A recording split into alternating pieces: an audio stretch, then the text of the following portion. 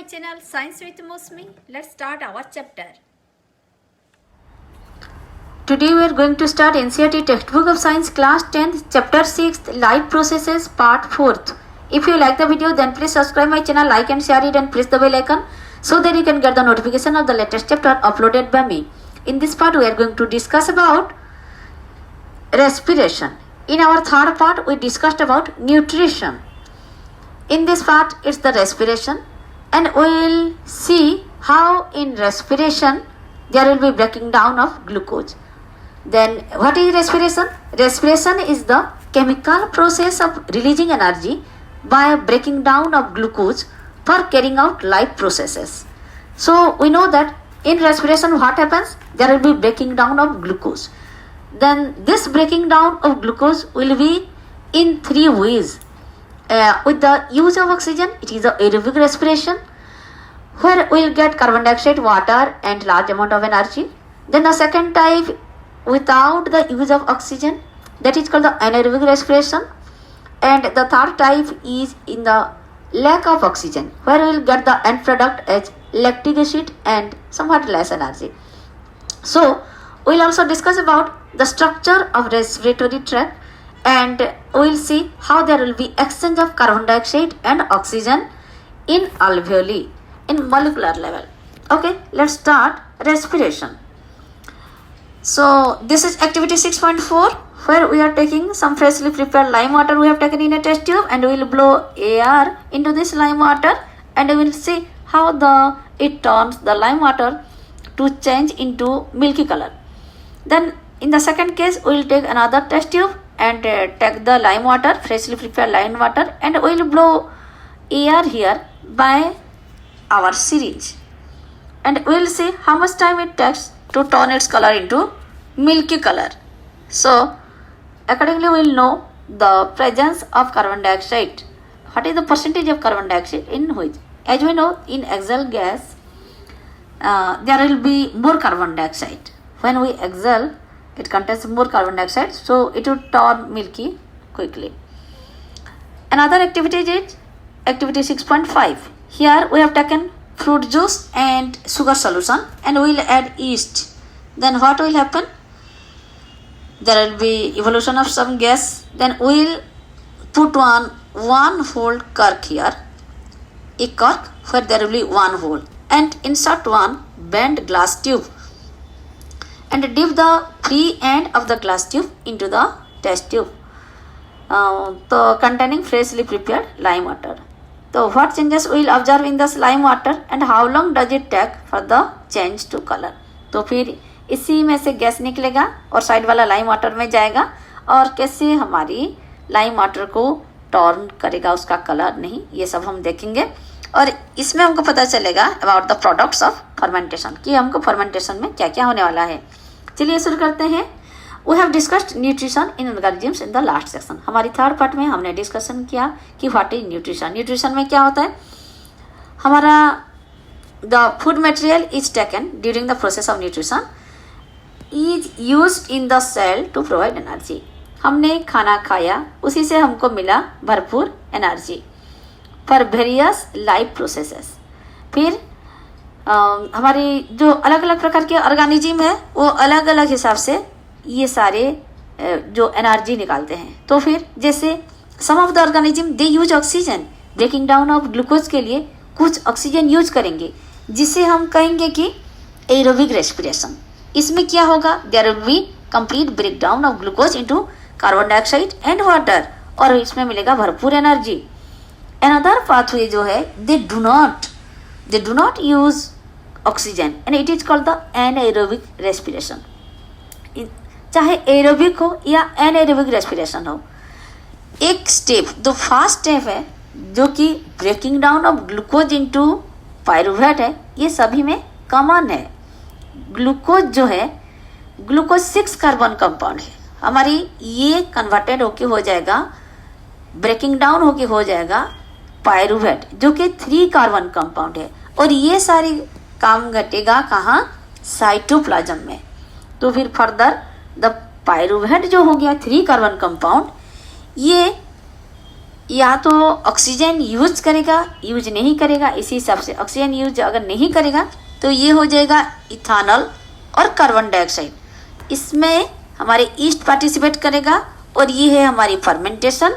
इसमें absence of air में ये सारे काम होगा, इसीलिए इसी को कहेंगे एनाएरोबिक रेस्पिरेशन। तो फिर ये पायरूवेट ऑक्सीजन यूज करके भी ब्रेक डाउन हो सकता है। और ये कहाँ पर होगा? ये हमारा ब्रेकिंग डाउन होगा माइटोकॉन्ड्रिया में। और इसमें हमारे एंड प्रोडक्ट क्या निकलेंगे? हमारी एंड प्रोडक्ट निकलेगा, देखो इस प्रोसेस में it breaks up into three carbon pyruvate molecule give 3 molecule of carbon dioxide. तो 3 मॉलिक्यूल ऑफ कार्बन डाइऑक्साइड हो जाएगा, हमको मिलेगा 3 कार्बन पायरूवेट से। ठीक है, तो द अदर प्रोडक्ट इसमें और क्या निकलेगा? इसमें निकलेगा हमारे वाटर और कार्बन डाइऑक्साइड और भरपूर एनर्जी। ये सारे काम होगा हमारा in the presence of air. इसे कहते हैं एरोबिक रेस्पिरेशन। इसमें there will be complete breakdown of glucose और इसमें इसीलिए ज़्यादा एनर्जी मिलेगा इन कंपेरिजन टू हमारी एनाएरोबिक रेस्पिरेशन। तो फिर समटाइम्स क्या होता है? There will be lack of oxygen. तो ये एब्सेंस ऑफ ऑक्सीजन क्या है और लैक ऑफ ऑक्सीजन क्या है? लैक ऑफ ऑक्सीजन का मतलब है यानी कि सब ऑक्सीजन तो था पर टेम्पररीली हमको थोड़ा शॉर्ट पड़ गया, हमको थोड़ा कम पड़ गया। तो फिर ऐसे में हो जाता है हमारे मसल क्रैम्प। तो मसल क्रैम्प में क्या होता है? It is the way another way of breaking down of pyruvate. इसमें भी हमारी पायरूवेट जो है वो ब्रेकिंग डाउन होके वो कन्वर्ट होके क्या हो जाएगा? Lactic acid. और इसी लैक्टिक एसिड भी 3 कार्बन कंपाउंड ही है। तो फिर ये सारे होता है हमारी मसल क्रैम्प में। Muscle cramp is due to conversion of pyruvate into lactic acid in our muscles. It happens suddenly and it causes cramps. इसको हम और एक स्कीमेटिक डायग्राम में देखो समझाया गया है। ग्लूकोज है हमारी 3 कार्बन कंपाउंड। ग्लूकोज हमारा हो गया 6 कार्बन मॉलिक्यूल और साइटोप्लाज्म में ये हमारा पायरूवेट को चेंज हो जाएगा। इस पायरूवेट का अब 3 वेज में एक एब्सेंस ऑफ ऑक्सीजन में ब्रेकिंग डाउन होगा जिसमें मिलेगा हमको इथानॉल, कार्बन डाइऑक्साइड और एनर्जी। इसको फिर लैक ऑफ ऑक्सीजन अगर जो मसल क्रैम्प है उसी में हमारी ये पायरूवेट परिवर्तित हो जाए लैक्टिक एसिड और एनर्जी। और एक प्रेजेंस ऑफ ऑक्सीजन में होगा जो कि माइटोकॉन्ड्रिया में होगा। तो फिर इसमें हमको मिलेगा कंप्लीट ब्रेकडाउन ऑफ ग्लूकोज जिसमें मिलेगा कार्बन डाइऑक्साइड, वाटर और भरपूर एनर्जी। तो ये सारे प्रोसेस जैसे ही एनर्जी निकलेगा ये तुरंत immediately synthesize a molecule of ATP that is called synthesize molecule जिसका नाम है एटीपी, एडिनोसिन ट्राइफॉस्फेट। तो ये एटीपी आते ही एटीपी को हम यूज कर सकते हैं किस काम के लिए? To fuel all other activities in the cell. Cell में जो बाकी सारे एक्टिविटीज होता है उसको लिए चाहिए एनर्जी, इसके लिए यूज होता है ATP. In this process, ATP is broken down, giving rise to a fixed amount of energy, which can drive the endothermic reaction. तो फिर ATP ब्रेकडाउन हो जाएगा और उसमें जो अमाउंट निकलेगा उसमें से एंडोथर्मिक रिएक्शन आगे बढ़ेगा इन द सेल में। तो फिर ATP के बारे में और डिटेल जान लेते हैं। देखो ATP जो है उसे एनर्जी करेंसी कहा जाता है फॉर मोस्ट सेलुलर प्रोसेसेस। और फिर this energy release during the process of respiration is use to make ATP molecule from ADP and inorganic phosphate. ADP और इनऑर्गेनिक फॉस्फेट ये दोनों मिलकर हमारी हो जाएगा एटीपी। तो फिर endothermic processes in the cell then use the ATP. Endothermic process होता है ना, क्या होता है? एनर्जी एब्जर्व होता है तो उसमें ये यूज करता है एटीपी को। इसमें हमारे टेम्परेचर डाउन हो जाता है। और इसका ऑपोजिट है एक्सोथर्मिक जिसमें हीट निकलता है। तो एंडोथर्मिक में they use ATP to drive the reaction when the terminal phosphate linkage in ATP is broken using water. Energy equivalent to इतने सारा एनर्जी हमको मिलता है इसमें। तो थिंक ऑफ जैसे कि हमारी एक सेल हो गया, एक बैटरी हो गया, उसको हम किस किस काम में यूज करते हैं? हमारी मैकेनिकल एनर्जी में यूज करते हैं, हमारी लाइट एनर्जी टॉर्च में डाल देते हैं, फिर हमारी इलेक्ट्रिकल एनर्जी तो और उसमें एंड सो ऑन ऐसे होके हम कितने सारे काम में यूज कर पाते हैं। ऐसा नहीं कि टॉर्च के लिए अलग बैटरी, हमारे वॉल क्लॉक के लिए अलग बैटरी तो नहीं लगता। एक ही सेल जो है बैटरी सभी में लगता है। ऐसे ही एटीपी कौन कौन से काम में यूज होता है, जैसे हमारी कंट्रैक्शन ऑफ मसल हो गया, हमारी प्रोटीन सिंथेसिस हो गया और कंडक्शन ऑफ नर्वस इम्पल्स हो गया। ये सारे काम के लिए तो चाहिए ना भरपूर एनर्जी। ये कौन प्रोवाइड करता है, एटीपी, एडिनोसिन ट्राइफॉस्फेट। एडीपी क्या है, एडिनोसिन डाइफॉस्फेट। तो since the aerobic respiration pathway depends on oxygen, aerobic respiration में ऑक्सीजन की जरूरत है, इसीलिए जो ऑर्गेनिज्म एरोबिक रेस्पिरेशन करेगा उसको लेना पड़ेगा भरपूर oxygen. We have seen that plants exchange gaseous through stomata. तो फिर ये प्लांट में गैसियस एक्सचेंज किसके थ्रू होता है, स्टोमाटा के थ्रू होता है। तो फिर लार्ज इंटरसेलुलर स्पेसेस भी होते हैं जिनमें होता है हमारी एयर। तो एयर वहाँ इंटरसेलुलर स्पेस में भी होता है। तो carbon dioxide and oxygen are exchange by diffusion. तो इसी सारे इंटरसेलुलर स्पेस हुआ या कि स्टोमाटा के थ्रू हुआ, कार्बन डाइऑक्साइड और ऑक्सीजन डिफ्यूज्ड होते हैं। एक्सचेंज बाय डिफ्यूजन से इसका एक्सचेंज होता है और ये सेल के अंदर जा सकते हैं, सेल से बाहर निकल सकते हैं और कार्बन डाइऑक्साइड जाएगा या ऑक्सीजन जाएगा और अंदर जाएगा कि बाहर निकलेगा। ये सारी बातें डिपेंड करता है कि अपन द एनवायरमेंटल कंडीशन के हिसाब से और हमारी रिक्वायरमेंट ऑफ द प्लांट की कैसे रिक्वायरमेंट है। जैसे हमारे नाइट है, नाइट में क्या होगा, there will be no photosynthesis नहीं होगा तो सिर्फ रेस्पिरेशन में हमारी कार्बन डाइऑक्साइड निकल आएगा और बहुत सारे कार्बन डाइऑक्साइड एलिमिनेट होकर बाहर देगा। इसीलिए कहते हैं ना कि रात को पेड़ के नीचे ना सो।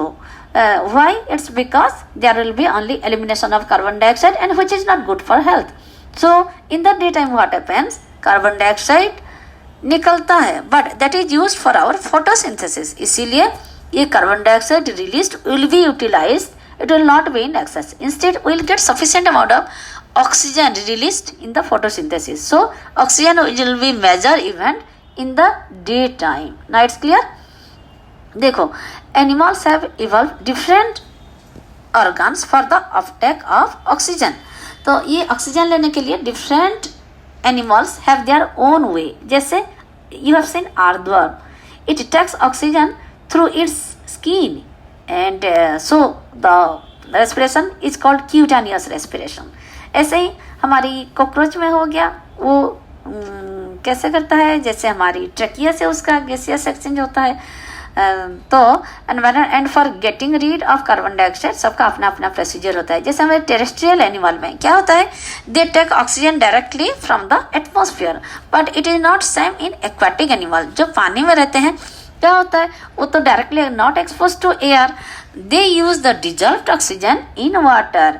तो वाटर में जो डिजॉल्व होकर रहता है उसी ऑक्सीजन यूज करते हैं। आप तो जानते हैं डिजॉल्व ऑक्सीजन बहुत ही कम होता है और इसीलिए वो लोगों को थोड़ा ऑक्सीजन भरपूर लेने के लिए जल्दी जल्दी सांस लेना पड़ता है। देखो इसीलिए हम एक एक्टिविटी करते हैं, हम एक्वेरियम को देखेंगे तो उसमें हम देखेंगे छोटी छोटी जो फिश है, दे open and close their mouth and gill slits. और गिल स्लिट्स क्या है, ये दो या फिर आप अपर को वॉच कर सकते हैं। Upper which covers the gill slits के ऊपर अपर रहता है। ये सारे होता है behind their eyes and open and close.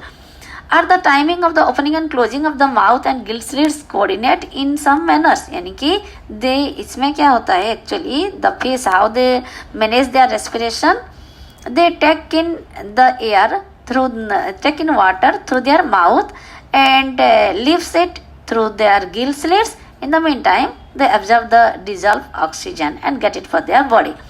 Count the number of times the fish opens and closes its mouth in a minute.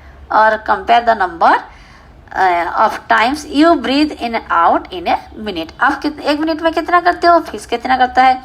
तो इसमें से you can compare that they take in more, they will have to inhale more amount of water so that to उनका oxygen level को maintain करने के लिए, because dissolved oxygen is less in the percentage. Since the amount of dissolved oxygen is fairly low compared to the amount of oxygen in the air के मुकाबले पानी में oxygen का परसेंटेज कम होता है क्योंकि ये डिजॉल्व्ड ऑक्सीजन होता है, इसीलिए rate of breathing in aquatic organisms is faster. ये हमने कहा आपको। और टेरेस्ट्रियल ऑर्गेनिजम्स तो fishes take in water through their mouth, अपनी माउथ की ओर से पानी लेते हैं, force it past the gills for the dissolved oxygen is taken up by the blood. तो terrestrial organisms use oxygen in the atmosphere for respiration. Atmosphere से वो अपना ऑक्सीजन ले लेते हैं और oxygen is absorb by different organs in different organisms. Different organ में different organisms, जैसे हमने बताया कि आद्वार लेता है अपनी स्किन के थ्रू से, और इसे कहते हैं क्यूटेनियस रेस्पिरेशन। तो चाहे वो जो भी ऑर्गन से ले, the organs have structures that increases the surface area. तो सरफेस एरिया तो जैसे भरपूर हो, बहुत ज़्यादा हो, उसी टाइप ऑफ उनका ऑर्गन का कंस्ट्रक्शंस रहता है। तो फिर जैसे कि which is in contact with the oxygen rich atmosphere, अगर वो ऑक्सीजन रिच एटमॉस्फेयर में एक्सपोज हो जाए तो ज़्यादा से ज़्यादा ऑक्सीजन जैसे वो एब्जॉर्ब कर पाए।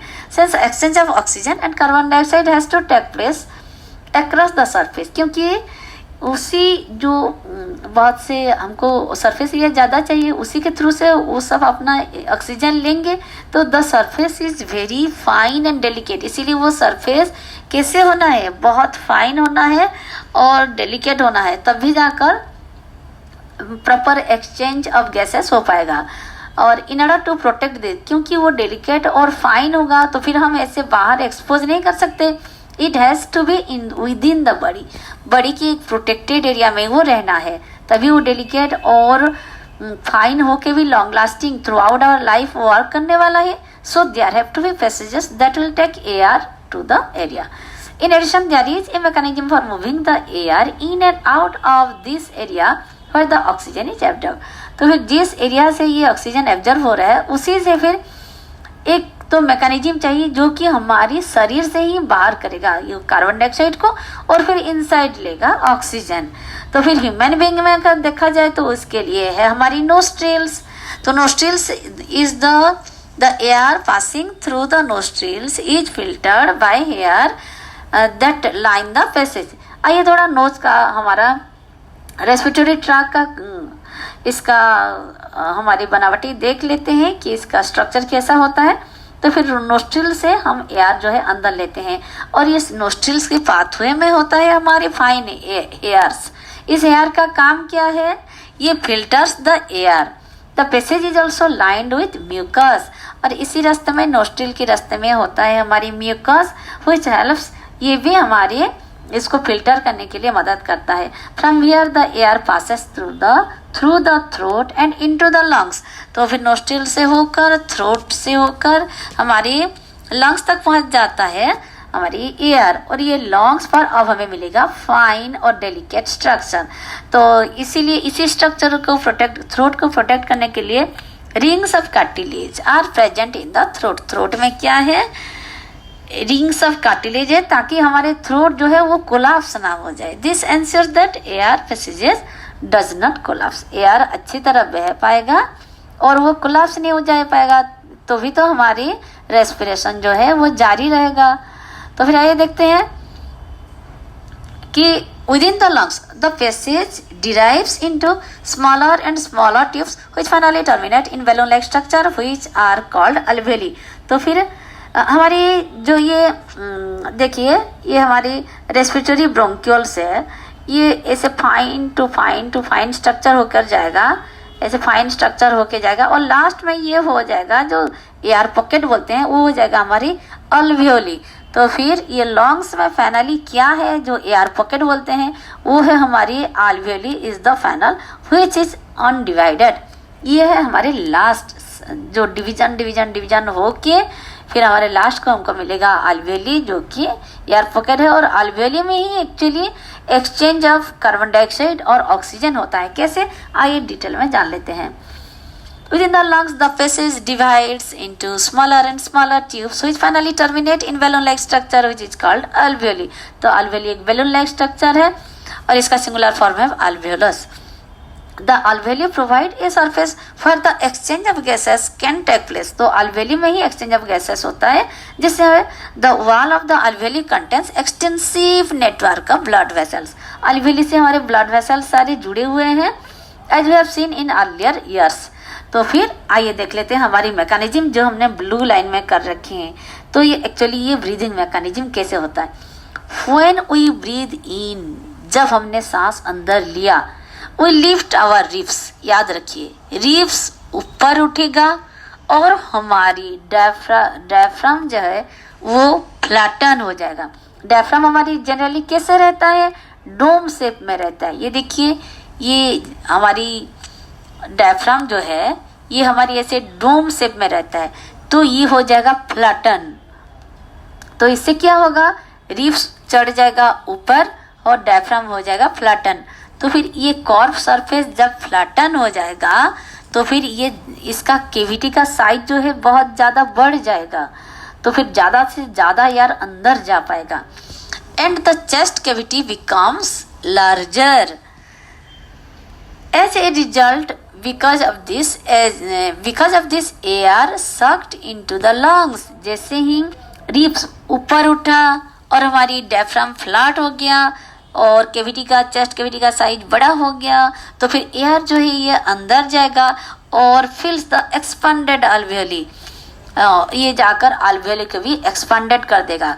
अब the blood brings carbon dioxide from the rest of the body, सारा बॉडी से गंदगी लेकर वेस्ट प्रोडक्ट कार्बन डाइऑक्साइड लेकर ब्लड आ रहा है और वो रिलीज कर देगा alveoli पे सारा कार्बन डाइऑक्साइड, और बदले में alveoli में जो oxygen in the alveolar air है उसको वो ले लेगा, सारे डस्टबिन खाली कर देगा और अच्छा खाना जो है उसके लिए चाहिए वो ऑक्सीजन ले लेगा।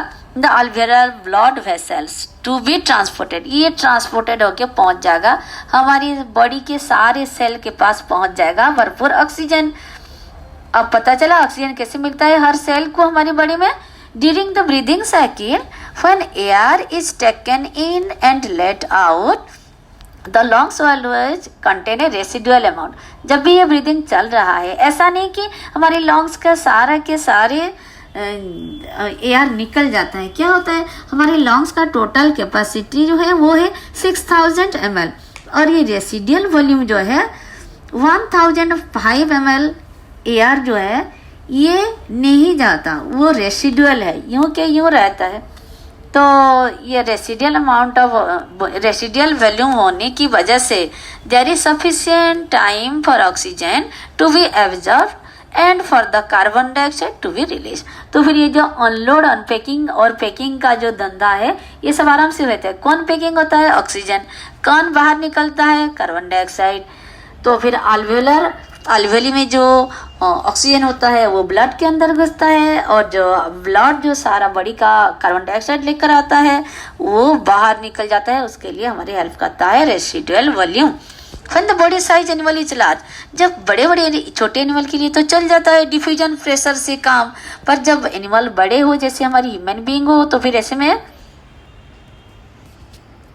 क्या हो जाएगा कि हमको चाहिए फिर अलग से क्या चाहिए, स्पेशल हमको रेस्पिरेटरी पार्टिकल चाहिए। तो रेस्पिरेटरी पार्टिकल क्या है, वो ह्यूमन में है हमारी हीमोग्लोबिन। तो हीमोग्लोबिन जो है वो कहाँ पर होता है, हीमोग्लोबिन होता है हमारी आरबीसी में होता है। तो फिर वो आरबीसी में जब वो ऑक्सीजन ले लेता है उसे कहते हैं ऑक्सी हीमोग्लोबिन, उसे कहते हैं ऑक्सी हीमोग्लोबिन। तो इसी के साथ ये ऑक्सी हीमोग्लोबिन जो है, ऑक्सी हीमोग्लोबिन का काम क्या है, इससे हमारी भरपूर ऑक्सीजन जा पाएगा। With this, Thanks for watching my video. If you like the video, then please subscribe the channel, press the bell icon so that you can get the latest chapter uploaded by me.